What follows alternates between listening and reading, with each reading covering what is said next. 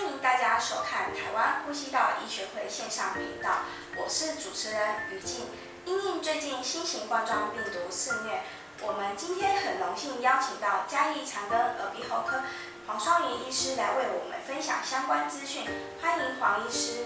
主持人好，各位呼吸道医学会观众朋友大家好。由于新型冠状病毒的崛起和全世界迅速扩大蔓延的疫情，医界一方面希望隔绝病毒的传播媒介，减缓和控制疫情；一方面积极研究其致病机转、临床表征，以及及早发现、及时治疗，以减少重症的发生与死亡的机会。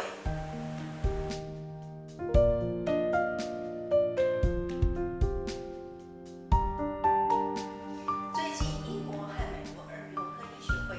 相继发出几项的警讯。以目前的资料显示，很多新冠病毒患者有突发性的嗅味觉丧失。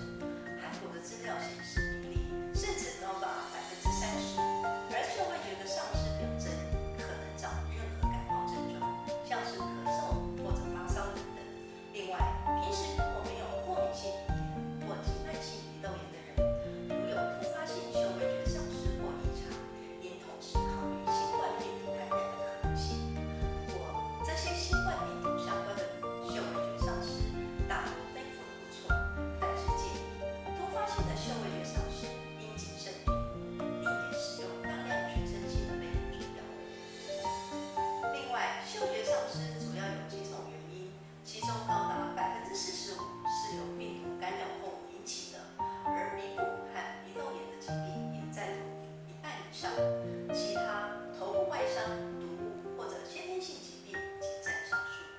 一般来说，大约有超过200种以上的病毒会与感冒、上呼吸道感染有关，而造成嗅觉丧失的病毒主要有以下几种：鼻病毒、冠状病毒、副流感病毒和 EB 病毒。请问黄医师，新型冠状病毒进入人体后，推测是如何影响我们嗅觉味觉神经，造成功能失调呢？是的，我们都知道新型冠状病毒大部分是从上呼吸道进入人体的。我们可以从解剖图解来解释一下。嗅觉神经的分布主要在鼻中隔、上鼻甲和中鼻甲上部的黏膜，然后收集、接受，经过鳃板传入到大脑。而味觉神经主要的分布接受器是在大部分的舌头位轮上，还有上颚的黏膜，然后经由三叉神经收集进入到大脑。而鼻腔和口腔都是属于呼吸的主要路径，80%的味觉又是来自于嗅觉神经的辅助感受。请问黄医师，既然过敏性鼻炎与鼻窦炎占了嗅觉异常原因中很大的比例，民众应该需要注意什么呢？因为过敏性鼻炎及鼻窦疾病的患者，有可能长期会使用抗过敏药物，甚至是类固醇。由目前的资料显示，全身性或大量的口服类固醇有可能降低患者的免疫力，进而造成新冠肺炎重症的发生，所以应尽量避免使用。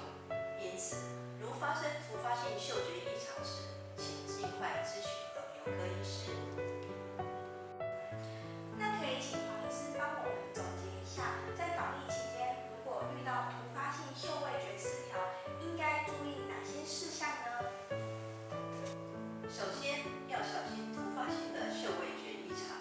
因为它有可能是新冠病毒感染患者中仅有或唯一的症状，所以目前中央防疫中心已经将嗅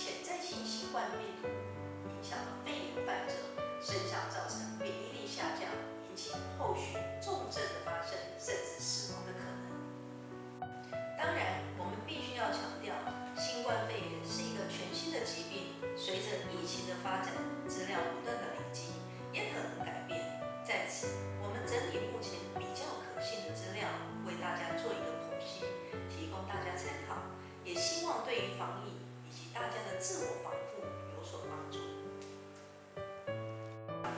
非常感谢黄医师今天清楚的讲解，让我们更加了解病毒感染与嗅味觉失调之间的关系，还有临床上医师与患者应该注意的事项。再次感谢黄医师，谢谢主持人。